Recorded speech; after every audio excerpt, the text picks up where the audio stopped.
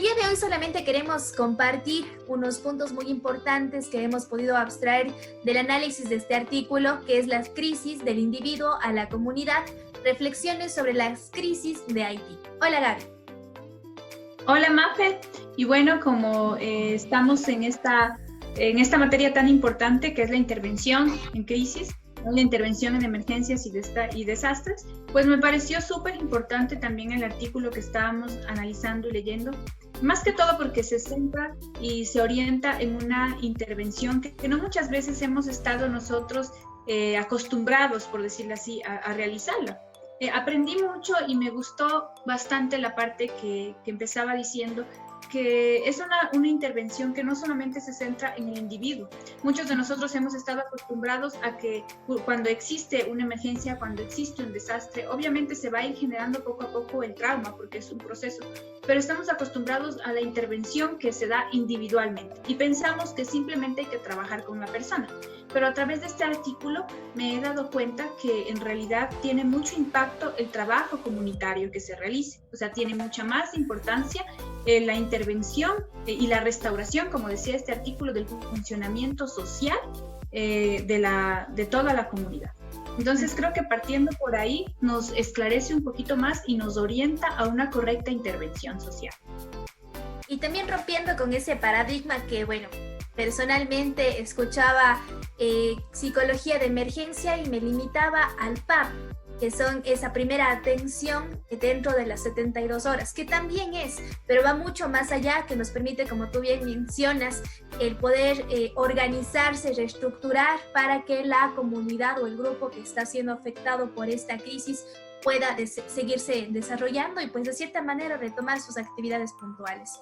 Específicamente, Gaby, en este caso de análisis de Haití, sabemos que ha sido una catástrofe tras catástrofe, en donde la situación de las personas que viven ahí es muy complicada, ¿no? Aparte, entendiendo que políticamente tienen una desorganización increíble y esto ha hecho que exista mucha pobreza, ¿no? Y que sea mucho más complicado, sobre todo, poderse reactivar después de esta situación que han vivido. Exacto. Y sabes que también, bueno, yo lo comparaba a esta desorganización, a este desequilibrio, a este estancamiento, porque sabes que actualmente ahora también se lo cataloga y se lo sigue etiquetando a Haití, se sigue teniendo esa visión de que es un país estancado. Entonces yo me ponía a pensar y lo relacionaba como cuando uno está en una familia, ¿no?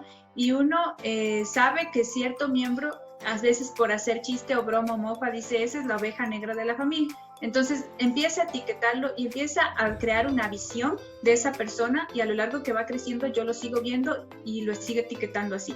Y como mi visión es esa de esa persona, la persona se la cree. Y entonces mientras más uno le diga, más sigue actuando como la oveja negra. Entonces yo hacía esta comparación y decía, ¿por qué? Porque estaba viendo un reportaje donde había una sesión muy grande de algunos representantes de países y todos ellos etiquetaban y catalogaban a Haití como este país estancado. Entonces es una visión que se ha dado mundialmente y se lo ha etiquetado de esta manera a este país. Entonces ellos mismos han adoptado esa conducta de estancamiento. Y si nos ponemos a hacer un análisis un poco más profundo, alguien decía, vi también un artículo donde una persona, una monjita que era sobreviviente del terremoto, del artículo que menciona, ella ahora, pues luego ya de 10 años que ha pasado, ella contaba su experiencia y ella hablaba en este sentido y decía, nuestro país está catalogado mundialmente como un país, sí, desequilibrado, desorganizado y estancado, pero lo malo es que nosotros, los que somos de aquí, también nos vemos así y hemos dejado que esa etiqueta también se apodere de nosotros. Y nuestra visión es de pobreza, nuestra visión es de un país que no va a progresar. Y mira, después de 10 años más tarde, el país sigue dependiendo y teniendo esperanzas de que va a llegar un sistema político que va a hacer que cambie su modo de vida. Entonces yo creo que partiendo por ahí también es algo importante de analizar. O sea, ellos dependen de organizaciones, de ONGs, dependen de que llegue alguien a dar la solución. Y eso también, por ahí empieza el estancamiento. Exacto. ¿Tú qué crees? Cuando hablaban de estas intervenciones, aquí enfatizaban mucho, bueno, si es que tal vez nos metemos un poquito a analizar la intervención como tal, algunos puntos en contra, otros a favor quizá. Dentro de las cuestiones creo que sin duda es esta desestabilidad, esa desorganización por parte del Estado. Pero también algo muy bueno es el actuar de las organizaciones. Si bien es cierto, hay organizaciones que se han venido capacitando para esta intervención, han ayudado, pero también mencionaban que había muchas organizaciones que capaz se direccionaban a la misma población y a la misma acción. Entonces eso permite que se descuide los otros ámbitos. Otra cosa que también me gustó muchísimo, y es creo que a nivel de todo el mundo, la parte de la espiritualidad, es un eje transversal que nos permite, de cierta manera, mitigar todo el sufrimiento, inclusive los efectos postraumáticos que pueden tener, ¿no? Entonces hablaban de esta incorporación de los rituales religiosos para mantener su estabilidad. Eso es cierto. Y ellos hablan de que son unos seres integrales, ¿no? Y ellos en cada decisión que toman, toman en cuenta esta parte espiritual. Y bueno, eso puede ser una fortaleza también que tienen ellos, que tal vez no se dan cuenta que puede potencializar ese recurso que como personas y ese recurso humano que tienen. Y los lleva a depender también de otros. Otro punto también muy a favor que tenía en ese tiempo que puedo ver es que, como tú mencionabas, el tipo o el modelo de intervención era inclusivo y se basaba mucho en el respeto, se basaba mucho en la protección de los derechos. Y bueno, eso también era importante. Solamente que, como tú dijiste, se centraron para un grupo, ¿sí? Y la idea faltó organizar. Yo creo que si hubiese habido una mayor organización, ¿sí? Así como ellos se preocuparon en esa parte de capacitar a quienes iban a ser los interventores en ese momento para una intervención tanto que era en ese momento y después, si ellos también se hubiesen preocupado por llevar algo organizado, ¿no? Y por establecer prioridades, porque creo que otro de los errores que se puede rescatar es que no se establecieron, no se pusieron claras las prioridades en ese momento. Entonces yo creo que un punto para poder establecer y llegar más adelante a una intervención efectiva en este país sería mucho tomar en cuenta la parte de las necesidades que no son específicamente las que uno tiene como interventor, ¿no? Porque uno puede ver desde otra perspectiva, pero sí llevar a las personas a que se ubiquen, a que se sensibilicen y tomen en cuenta cuáles son sus necesidades, ¿sí? Y no ver solo, no tener una visión solo externa, sino también muy, muy interna, ¿no? Algo que también era importante, Fer, que decía sobre que después las personas empezaron a desarrollar la violencia bastante, sí hubo la problemática de violencia hasta el día de hoy se sigue dando, la pobreza. Entonces ellos decían que no era en sí todo lo que ocurrió en el terremoto y lo que habían perdido, sino más bien ya lo que venían arrastrando desde antes, que aún siguen arrastrando hasta ahora. Sí, y creo que vos mencionas el no estar preparados o no se accionó de la manera oportuna. Todo va al hecho de esta palabra tan bonita que es bien complicada, la prevención. Sabemos que si es que nosotros, o bueno, en este caso, esta población de Haití hubiese tenido un personal capacitado, hubiese podido solventar de mejor manera, y sabes claramente que si es que nosotros trabajamos en la prevención, existe una disminución muy relevante en cuanto a la parte económica, si es que hablamos desde ese punto, ¿no? Entonces, pero Gaby, cuando hablábamos de este, o bueno, cuando estaba revisando este artículo científico, no sé si te pasó a ti, pero a mí me trajo al Ecuador. Yo no sé qué tan complicado, obviamente no vamos a comparar todos los países, ¿no? Pero creo que hay algunas cosas que pareciera que fuese en nuestro país. Vivimos una realidad de este terremoto nosotros también en nuestro país. Sabemos que lamentablemente tampoco no tuvimos ese personal capacitado, que hubo la buena predisposición altruista de todas las personas por ayudar, sí, pero creo que no diferencia mucho a la situación que estaba así. Ya uno le lleva a sensibilizarse con su patria, obviamente, como tú dices, a sensibilizarse con la causa también. Entonces, eso también yo te quería preguntar, y bueno, que tú me digas después de esto que te voy a comentar, o sea, ¿cómo traeríamos todo lo que estamos aprendiendo ahora para también nuestro país? pero primeramente tomando en cuenta lo que pasó acá en Haití. O sea, es un gran ejemplo. Mira, han pasado ya 10 años y estaba viendo que sigue siendo el país que se encuentra con un índice de desarrollo el más bajo. Entonces decía ahí un artículo de las Naciones Unidas que donde ellos catalogan la baja, está más bajo que eso. Entonces, mira, o sea, no ha habido un crecimiento, es literalmente lo ven ellos como un país estancado. Asimismo, los factores sociales como la mortalidad, la sigue habiendo en niños pequeños. Les mencionaba 52,44 muertes por cada 100 nacimientos y una esperanza de vida del 62,4%. Las personas, hablaba de que hace 4 o 5 años, 120,000 personas infectadas por VIH y esto sigue en crecimiento, sigue en aumento. ¿Por qué? Porque pues todo lo que pasó, la desorganización y el terremoto dejó muchas secuelas y la pobreza sigue en aumento. Entonces la falta de trabajo lleva a que se desarrolle bastante el trabajo de la prostitución. Entonces no hay medidas de prevención tampoco, el sector salud está bien deteriorado. Se ve bastantes enfermedades a nivel gastrointestinales, hablaba de que hay bastante contaminación por los mosquitos, del dengue. Entonces eso hace que el promedio de vida también baje. Y es alarmante porque vemos que es un sistema de salud también que está completamente desorganizado. Y por eso también todos estos factores han hecho que una problemática social bien latente que se viene dando desde hace años siga presente y en aumento como es la violencia.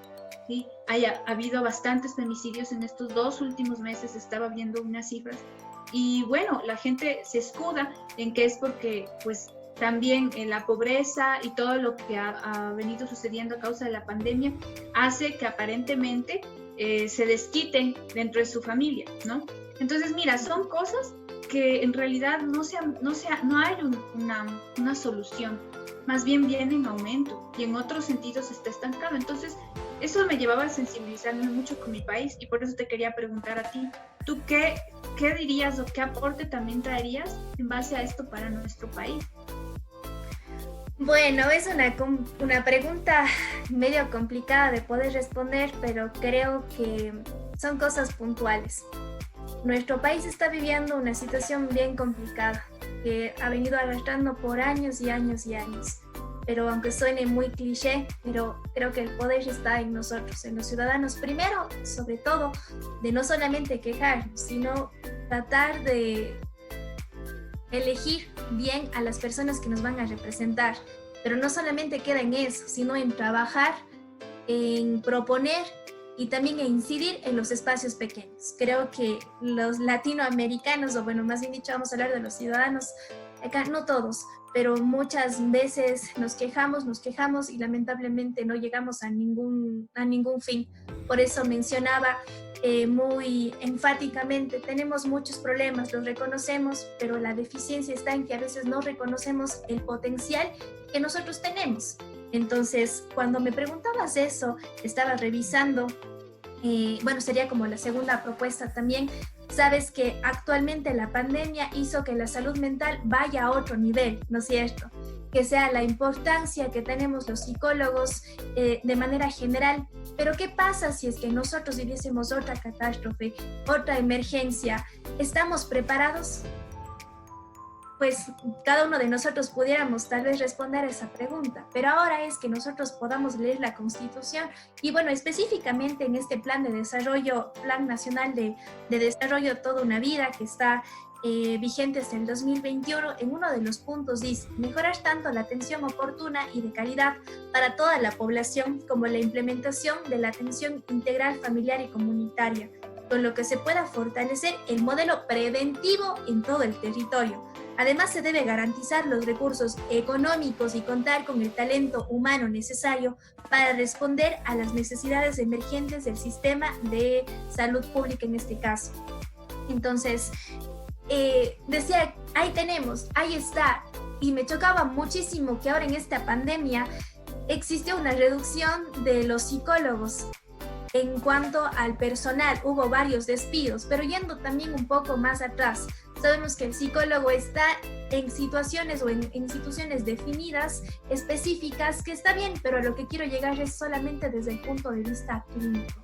Y nosotros como agentes de cambio, como psicólogos comunitarios, creo que también tenemos que apostar para ampliar más y exigir que nosotros, el personal capacitado, estemos en otras instancias que puedan ayudar a mitigar de mejor manera.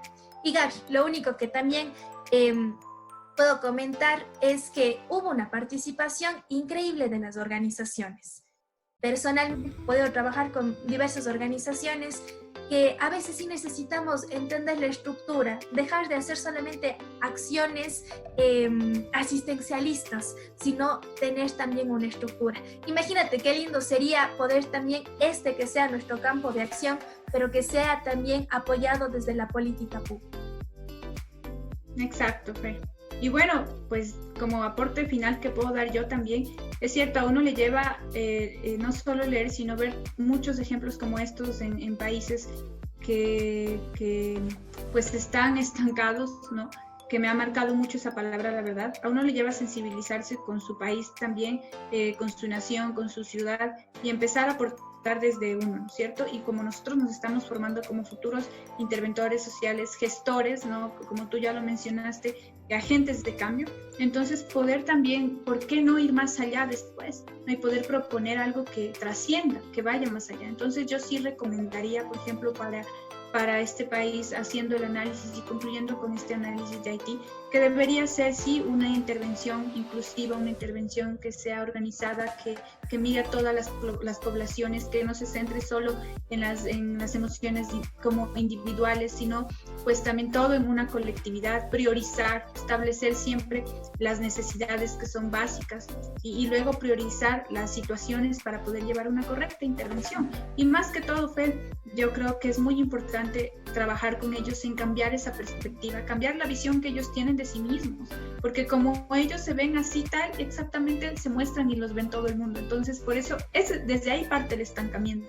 Hay un estancamiento mental, por eso no pueden progresar como nación. Entonces, poder llegar a ellos con otro modelo, con un modelo distinto, cambiar esa visión, que ellos se den cuenta que como humanos tienen un poder riquísimo de potencializar ese mismo recurso que como seres humanos les responsabiliza siendo parte de una sociedad. Entonces, para mí debería partir por ahí una correcta intervención y obviamente siempre tomando en cuenta los derechos, el respeto y, como ya lo dije antes, siempre la inclusión. En ese reconocimiento individual que mencionas, creo que no podemos despedirnos de esta pequeña conversación. El reconocer el esfuerzo que cada uno de nosotros, de los compañeros que estamos siguiendo esta maestría, es reconocer todo el esfuerzo que estamos haciendo para que este conocimiento sea para nuestra sociedad y que tenga muchos más beneficios. Así que creo que, Gaby, este es el momento de aplaudirnos y felicitarnos a nosotros mismos y decir gracias, compañeros, por todo este tiempo. Y sobre todo, pues, a seguir adelante. Sabemos y llevar con orgullo, como se dice, ser psicólogos y ahora psicólogos comunitarios. Así que... una gran responsabilidad y un orgullo también. Exactamente. Así que creo que con esta nos despedimos.